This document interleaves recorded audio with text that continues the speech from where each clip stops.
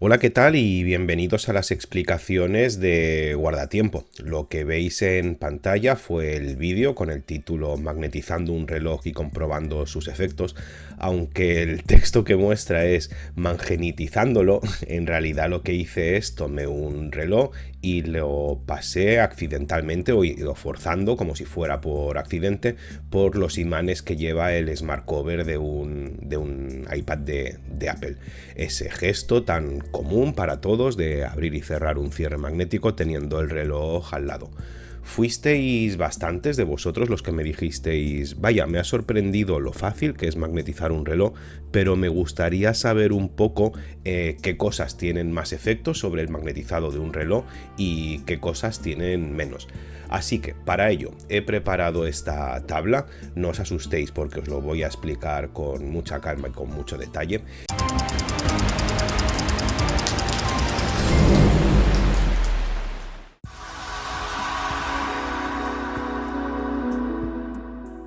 Y lo que tenemos en la primera fila es la ISO 764 o DIN 8309. Esta es la normativa internacional que lo que hace es regula aquellos relojes que tienen la inscripción de antimagnético. ¿Vale? Acordaros que también los relojes certificados como divers tienen que ser antimagnéticos, es decir, esta norma va implícita en algunas otras normas y esencialmente lo que nos ofrece o lo que permite garantizar es que el reloj es resistente hasta 4800 amperios partido por metro. He tenido que refrescar un poco los conocimientos de magnetismo que tenía del colegio, del instituto. Yo no soy ingeniero eléctrico ni nada por el estilo. Os lo voy a explicar a mi forma, seguramente con imprecisiones, porque entiendo que vosotros lo tenéis igual o más olvidado que yo. Vamos a ver, el magnetismo, el campo magnético, efectivamente, amperios dividido por metro, lo que representa es un flujo magnético, es decir, la cantidad de magnetismo que pasa por una superficie, ¿vale? Ello quiere decir que cuanto más grande sea la superficie, la distancia, más magnetismo habrá. Bien. Pues eso, 4800 amperios partido por metro es la medida que se da usualmente, y para que os hagáis una idea lo he convertido también a otras unidades que miden campos magnéticos que también utilizan otras marcas, como son los Gauss y los militeslas. 4800 amperios entre metros son 60 Gauss y 6 militeslas, ¿vale? Muy bien, esto es lo que nos garantiza la ISO 764. Hay relojes que son más antimagnéticos, por ejemplo el Citizen Percebe, que pudisteis ver aquí en la web, es antimagnético hasta 16.000 amperios por metro, que representan pues 201 Gauss o 20 militeslas. Tenemos también el Seaholm Rover, que también visteis en el canal, antimagnético hasta 33.500 amperios por metro, lo que representa pues 421 Gauss o 42 militeslas. Tenemos el estándar que cumplen algunos de los Grand Seiko de buceo, que aumenta el límite hasta 40.000 amperios partido por metro, es decir, 502 Gauss o 50 militeslas. Por supuesto tenemos el archiconocido Rolex 1000 Gauss, que tiene este nombre por su resistencia magnética de hasta 1000 Gauss. En este caso 1000 Gauss, haciendo la conversión inversa, representa 79.000 amperios partido por metro. Tenemos el estándar sin antimagnético, que lo que nos da son 80.000 amperios metro, es decir, 1005 Gauss. Por supuesto los IWC Ingenieur, que dan también 80.000 amperios metro. Y por último el Omega Seamaster Aquaterra, hasta el momento el reloj más antimagnético de los que se pueden comprar de serie, con una resistencia a los campos magnéticos de hasta 15.000 Gauss. 15.000 Gauss son nada menos que 1.100.000 amperios partido por metro. Vale. Vistas estas cifras, lo que tenemos que explicar es que los campos magnéticos a los que nos enfrentamos, por lo que os decía al principio, dependen en la distancia, dependen de la distancia a la que estemos de la fuente emisora, ¿no? Por supuesto, fijaros, si empezamos por el final, una resonancia electromagnética nos va a meter 1,5 millones de amperios partido por metro de magnetismo, es decir, más de lo que aguantaría un Seamaster Aquaterra. Pero esto es cuando estamos dentro, cuando nos están haciendo la resonancia electromagnética. Si estamos a 1 metro de distancia o a 10 metros, la intensidad del campo disminuye exponencialmente, ¿vale? Por tanto, ¿qué campos magnéticos habituales tenemos? Pues el campo magnético de la Tierra, es decir, la Tierra tiene un núcleo fundamentalmente formado por hierro. El hierro es magnético, está a mucha presión, pero está a mucha distancia de nosotros porque está más o menos en el centro y nosotros estamos en la superficie. Pues bien, el campo magnético de la Tierra, es decir, sin hacer nada, ya nos estamos enfrentando a 40 amperios por metro de fuerza magnética.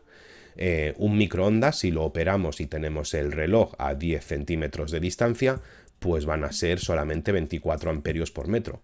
Operar un montacargas con un motor eléctrico serían 30, montar en un tren serían 80, utilizar una máquina de soldar, lo mismo, a 10 centímetros serían 449, un imán pequeño de ferrita, de los tradicionales, sería 7.958 amperios por metro, es decir, un imán pequeño tocando un reloj pues ya superaría la normativa ISO. Y ojo, porque un imán pequeño de neodimio serían 159.000 amperios por metro, así que también está superando la mayoría de límites de todos los relojes, salvo el Omega Seamaster Aquaterra.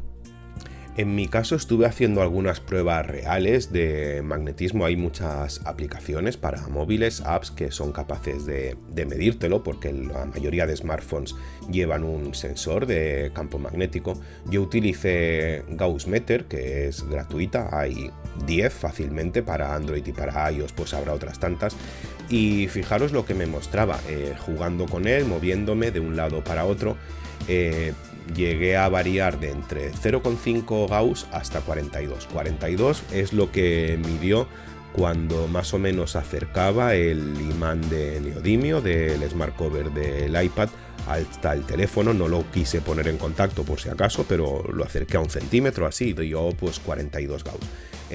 Pero lo que me llamó la atención es que sin hacer nada, es decir, pues estando paseando por la casa, llegué a medir hasta 1 Gauss. 1 Gauss, fijaros, es pues las mediciones que veíamos aquí de cuando estás dentro de un tren. ¿Qué significa esto? Pues que estamos rodeados de campos magnéticos y bueno, están ahí. Y están ahí y por supuesto van a más.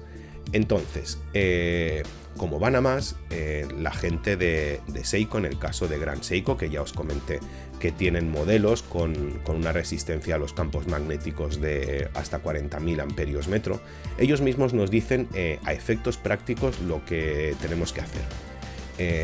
Bien, cuando simplemente son ISO, es decir, 4.800 amperios partido metro, y recordad que hay muchos relojes que ni siquiera tienen esa certificación de antimagnético, pero si lo tienen, eso es lo mínimo. Pues bueno, esto lo que nos permite es que el reloj a 5 centímetros de distancia pues esté a salvo de la mayoría de los productos magnéticos. Si aumentamos a 16.000, que Seiko también tiene y es lo que nos daba el Citizen Percebe, pues nos dice que lo aguantaría hasta 1 centímetro de distancia. En ambos casos se refieren a cercanías puntuales, algo que ocurre por accidente de vez en cuando, pero cuando ellos muestran el logo de Magnetic Resistance, es decir, 40.000 amperios por metro, lo que nos dicen es: el reloj puede mantener su rendimiento original en la mayoría de los casos, bueno, deberían decir casos, como por ejemplo cuando se acerca a sus productos magnéticos a una distancia de por lo menos 1 centímetro, no solo en el uso diario normal, sino también en un entorno de trabajo especial. Quiere decir que ni siquiera, como hemos visto en la tabla que yo preparé, ni siquiera este estándar de Magnetic Resistance nos cubre de que un imán esté tocando el reloj, porque entonces no se mantendrá esa distancia de 1 centímetro. Bueno, me pareció que está bastante bien esta documentación de Gran Seiko, y aquí nos dicen lo que ellos consideran que son productos magnéticos comunes, que son los que cubren aquí. pues un smartphone, un teléfono móvil, una tablet, un altavoz, el imán de una tapa, un bolso con hebilla magnética, un cojín magnético, un collar magnético, una radio portátil, en fin, que lo que cubre es, en el mejor de los casos, 5 centímetros o 1 centímetro de distancia. Yo cuando hice la prueba el imán estaba tocando el reloj. Quiere decir que 1 centímetro es suficiente para cubrir algo accidental, algo cuando abres el bolso y llevas el reloj en la muñeca, pero no está cubriendo lo que podría ocurrir cuando yo hice la prueba, es decir, que realmente el imán entre en contacto con el reloj.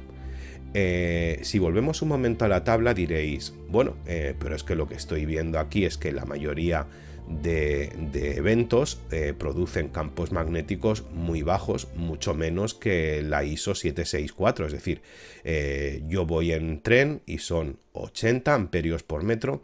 Incluso yo mismo medí eso, 80 a 100 amperios por metro cuando utilizaba el medidor de magnetismo, y es mucho menos que lo que garantiza la ISO, así que mi reloj está a salvo. No le va a pasar nada por estar enfrentado con campos magnéticos habituales. Bueno, pues no. Pues no, porque si nos vamos al texto de la ISO 764-2020, nos habla de las pruebas que se hacen, lo que tiene que cumplir la ISO, y esencialmente lo que fija esta normativa es que es el requisito que debe cumplir un reloj manteniendo una precisión normal, y normal ellos consideran que es más o menos 30 segundos la precisión nominal, es decir, que si tú tienes un reloj que tiene una precisión de más o menos 30 segundos al día, si lo enfrentas a un campo magnético según esta ISO, pues puede variar 30 segundos más o menos de esa, es decir, que un reloj de más o menos 30 podría pasar a más o menos 60, y eso es lo que ellos consideran normal. Es decir, no es que no le pase nada, no es que sea inocuo enfrentarle al magnetismo, sino que es una pérdida que ellos consideran normal. ¿Cuál es el objetivo de esa pérdida, de fijar esos 4800 amperios entre metro?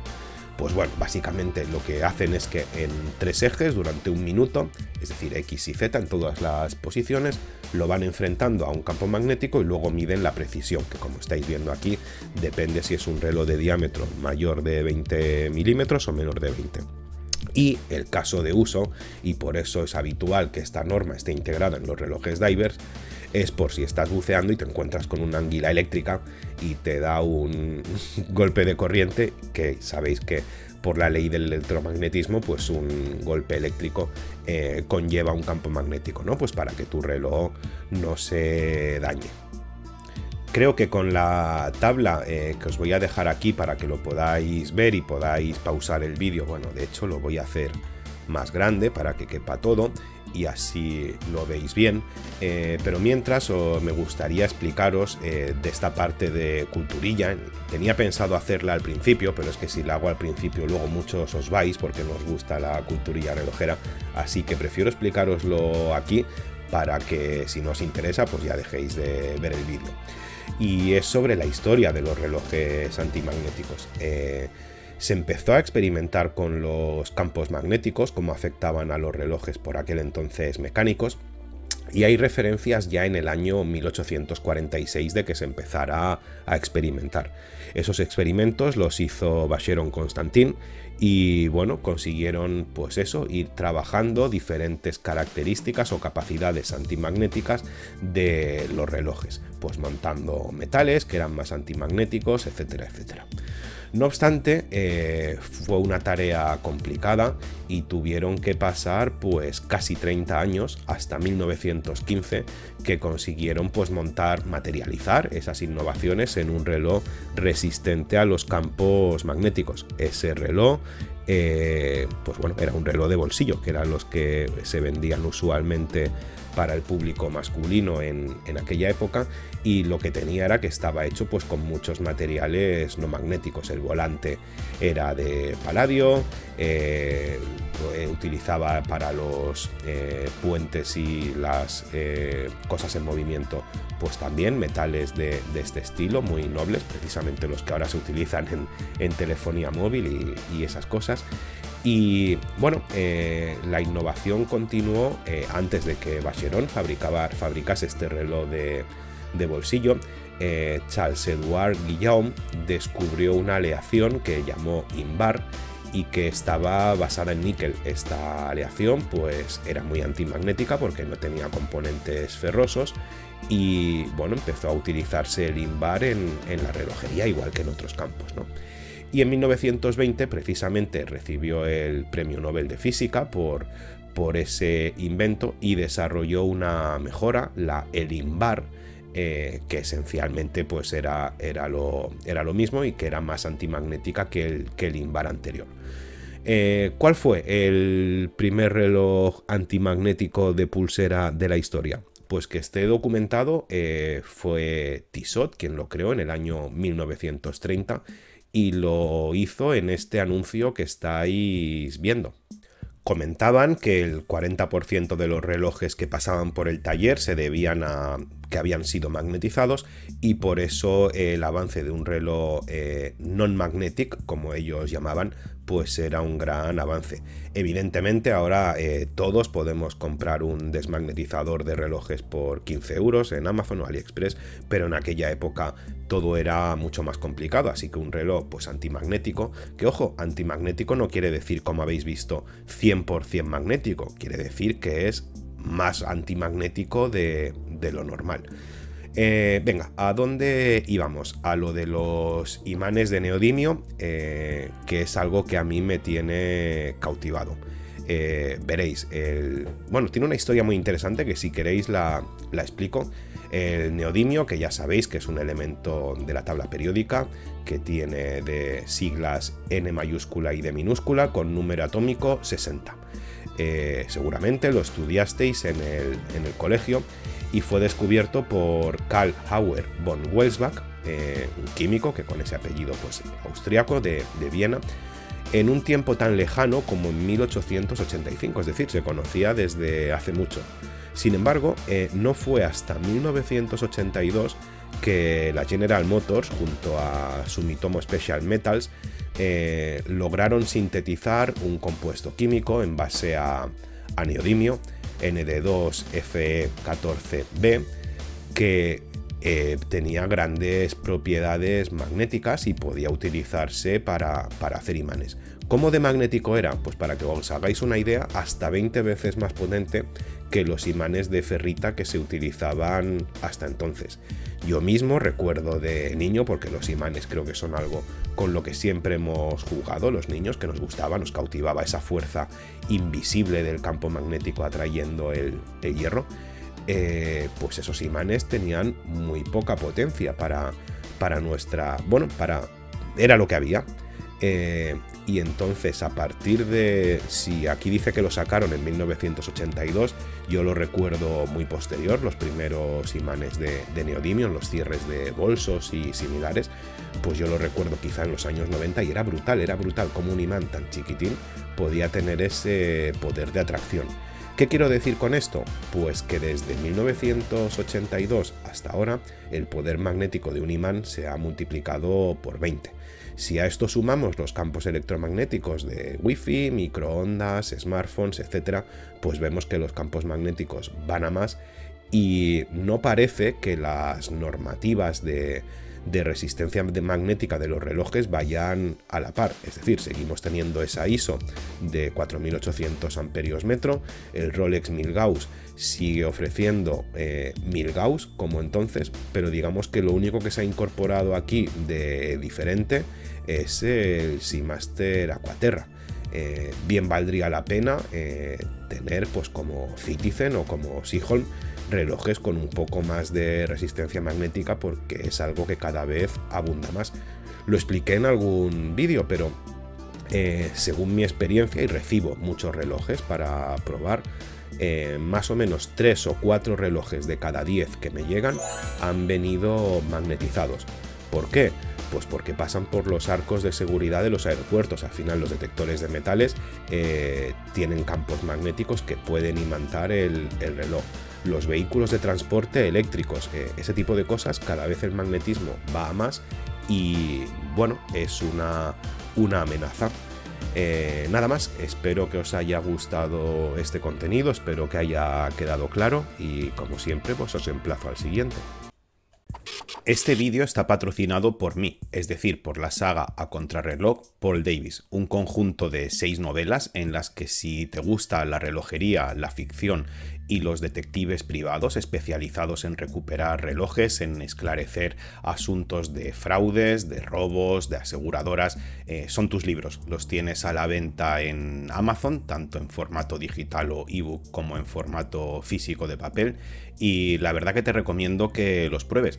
Como no voy a incitarte a que los compres, pásate por javiergutierrezchamorro.com, donde se han publicado varios relatos gratuitos, échales un vistazo y si te gustan, adelante.